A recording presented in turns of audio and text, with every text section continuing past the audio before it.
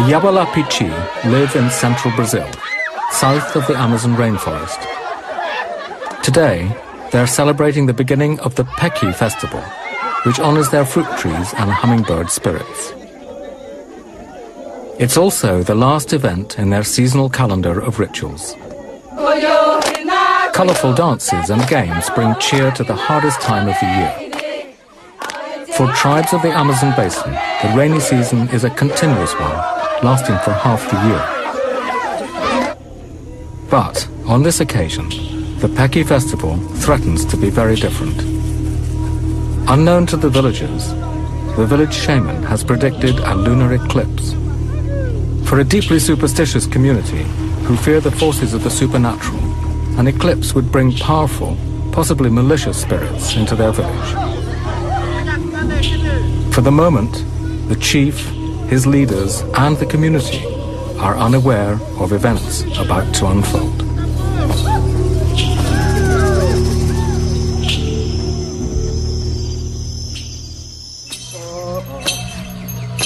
Xingu National Park lies in the heart of Brazil and south of the Amazon rainforest. In 1961, it became South America's first indigenous park and an ecological haven belonging to the tribes of the Xingu region.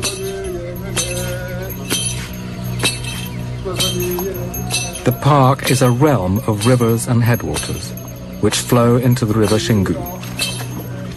The river Xingu itself joins the mighty Amazon 1,000 miles to the north. For the communities of Xingu, the rivers and lagoons are the lifeblood of their culture. One of these Xingu peoples is the Yawalapichi. Today, the villagers of Yawalapichi are celebrating the Peki festival, unaware of any problems that may lie ahead. The festive games are called Alu Kaka, which will test the men's prowess and strength.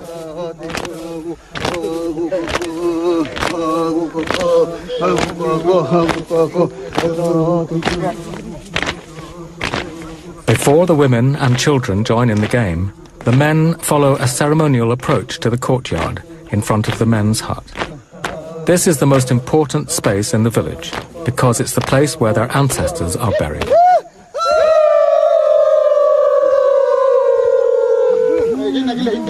The men have oiled up their bodies in preparation for an assault by the women, and it's Chief Eritana who calls the women to the men's hut.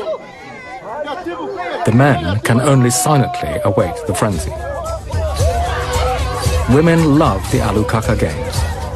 It's one of the few times of year when control swings noticeably in their favor.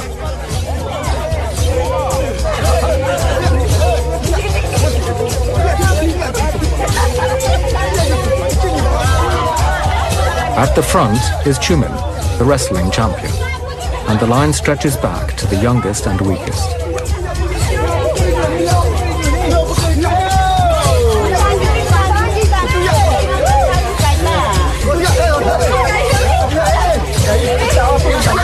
The rules of the game are straightforward. The women must break the line and tear the young warriors off, one man at a time.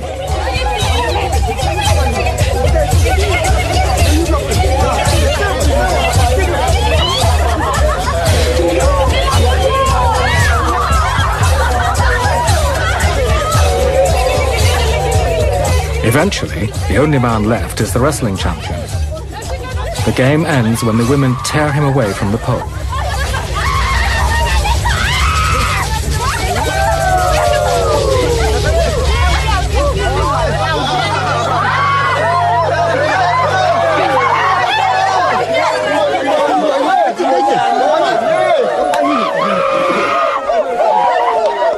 The games continue throughout the day, bringing a festive atmosphere to the normally hard-working community.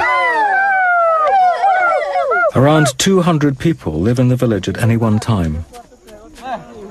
Cultural events, such as the Peki festival, bring the community together. Everyone takes great pride to wear their traditional clothes and adornments. As the day progresses, the games become increasingly boisterous. The next game to be played is unashamedly sexual and great fun.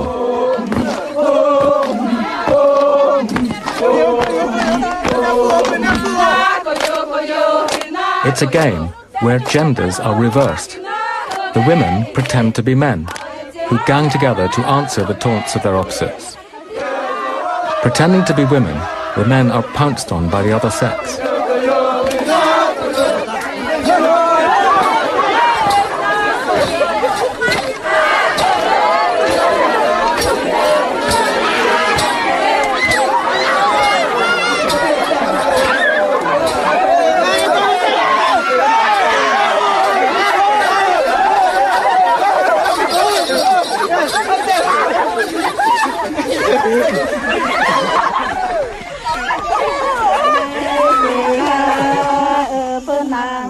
After the day's revelry, the village women go off to the river to bathe. Women bathe separately to the men, except when with their husbands or close family.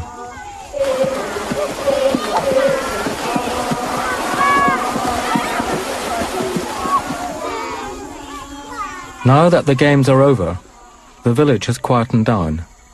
But an unexpected event has brought the Yawalapichi leaders to the men's hut. Chief Aritana has been informed by the shaman that tonight there'll be a lunar eclipse. For Shingu peoples, an eclipse is a sacred event. If it does indeed take place, this will mean postponing the Peki festival. The news will dramatically transform events in the village. Noi quatazua candere iruka awapuka video keri ka yunupa keri yumuka mapuka pai wanukari itapu ka azo awaku luku aju mahuti chupuluka aju mahuti chup da aputuka pulitsa. One of the first rituals performed during a lunar eclipse involves the young men. They will be whipped as the Earth's shadow passes over the moon.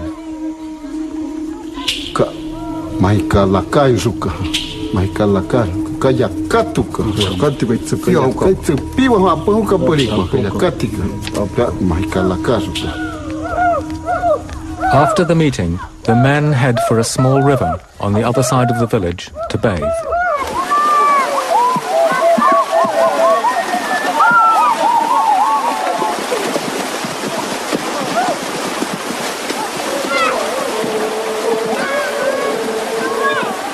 Before the leaders inform the young men that they will later be whipped, they must be sure that the eclipse really will take place.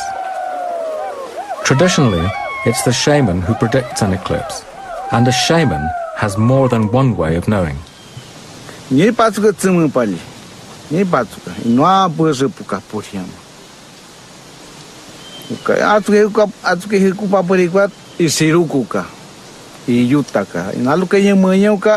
Isiruka iyutapuka pamahinala itsemuka pa uchika itsemu punyemuka paka uchina yata katupapuka itisi nyanya.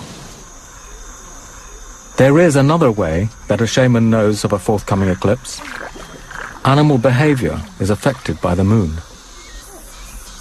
Though an untrained ear might not notice these subtleties, it's the skill of a medicine man to be aware of these natural signs. The name of the village shaman who predicted the eclipse is Aira. He fears the eclipse. The moon is a powerful creation spirit that will menstruate and even drip blood on the earth. Maititaya konepa, oyamavita kumaitaya konepa. Oh, kinikatuiteni penawa. Kinikatuiteni penawa, wan. Yameka. Tiene katuiteni penawa na areko uri ko chagani pa obuku korina ewa piyemo ko iki kura ewa yameke piyemo ko iki kura ewa. If an eclipse does indeed take place tonight, the Yawalapichi believe that supernatural spirits will descend on their village. The spirits might bring illness, even death. Tiene katuitena ewa oyama aitarako Era mua quay pañe mera ko o uhuau meka o uhuau meka. Shortly before midnight, the eclipse begins. Chief Aritana has already called the young men to the men's hut for the rituals to begin.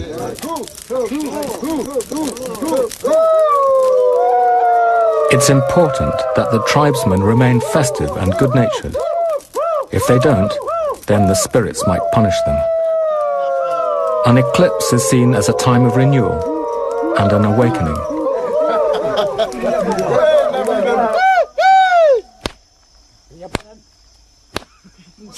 As part of this awakening, they begin beating young men in front of the invisible spirits. The spirits are not offended by laughter or jokes, only if they're forgotten or ignored.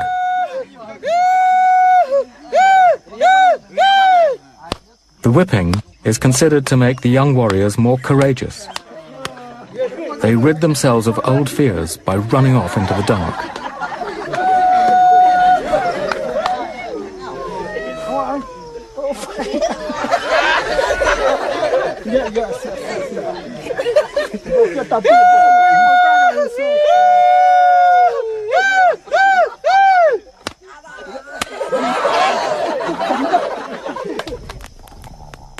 The eclipse has brought supernatural spirits into the village.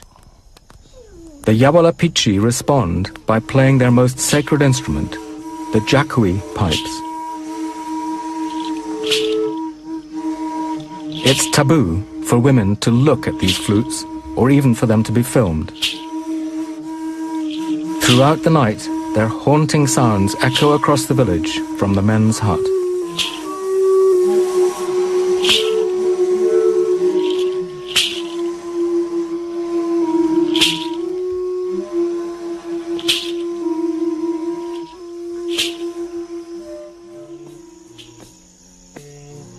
It's the first morning after the eclipse, and the cycle of ceremonies continues. A group of musicians awaken the village with their flutes.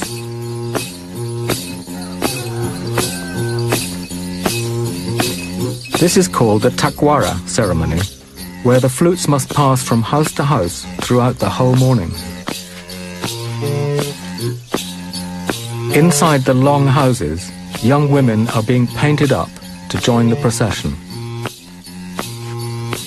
Both mother and daughter want to please the spirits of the eclipse and show them the effort they've made to enchant them.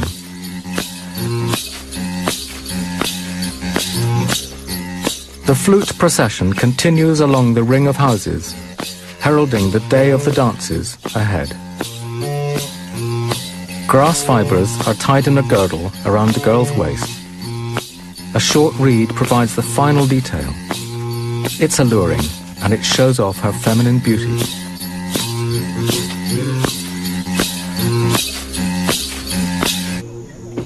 As the flute procession grows, the musicians pick up the adorned women as they move from one house to the next.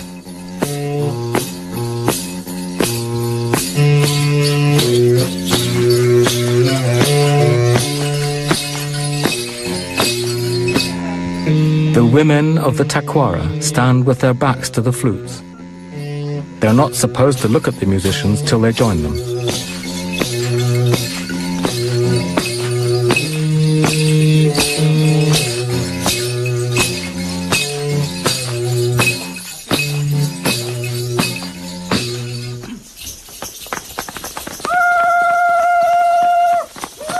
The next dance in the cycle of ceremonies is the Tapanawarana. As with all the dances, it's being held to demonstrate to the eclipse spirits that they've not been forgotten. This is, in fact, a rehearsal, since the Yawala Pichi practice all their dances, often for many days at a time. By late afternoon, it's in full swing.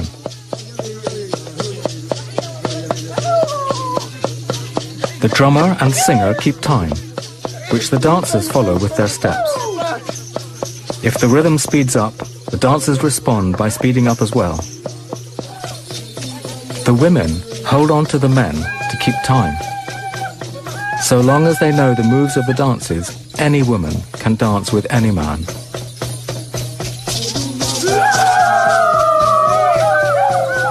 The whole dance tells a mythical story about spirits of the water world. The movements of the dance, especially the swinging of arms, symbolize fish swimming in water.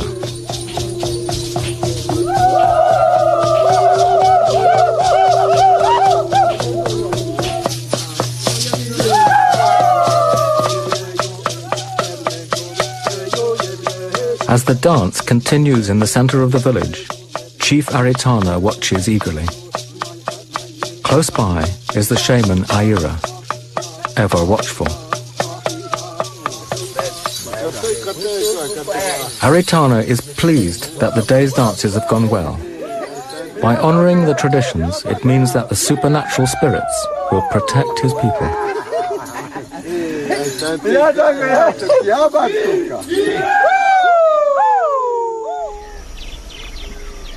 Dawn, on the second day after the eclipse. Two elders, Hinako and Uelupe, have gone spearfishing. The older men of the tribe still practice this traditional method of fishing, though nets and fishing lines are now common in the Xingu.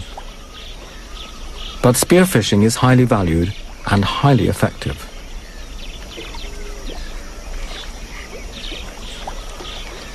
The arrows used for spearfishing have two prongs, giving the fisherman a better chance of hitting the slippery fish than a single point. The hunter must not only be able to spot the fish through the water's glare, but aim through the surface, which distorts the true position of the fish.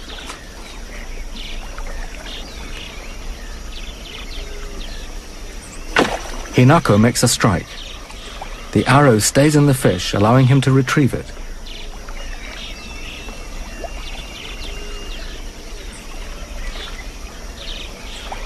It's a perfect shot, but if he doesn't make sure the fish is dead, it might wriggle out of the canoe.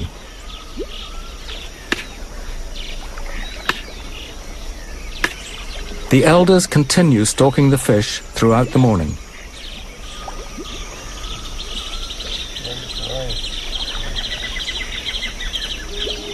Yawalapichi fishermen know their environment intimately, especially where the fish hide at different times of day and in different seasons.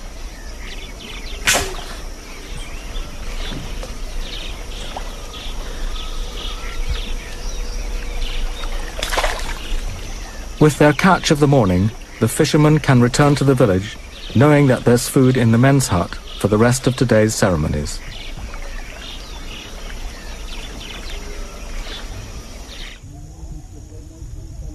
In the center of the village, Chumin, the champion wrestler, waits by the men's hut for the other young men to join him. They've arranged to practice hookah wrestling in preparation for a contest that will take place during the next eclipse ceremony. The young men are nervous. Wrestling matches are lively events where their skills will be on show for everyone to see.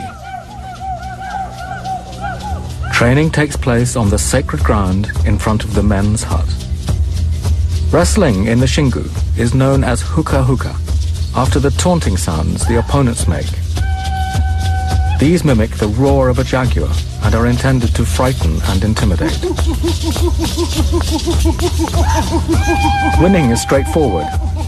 Either grab both your opponent's legs or throw him on his back.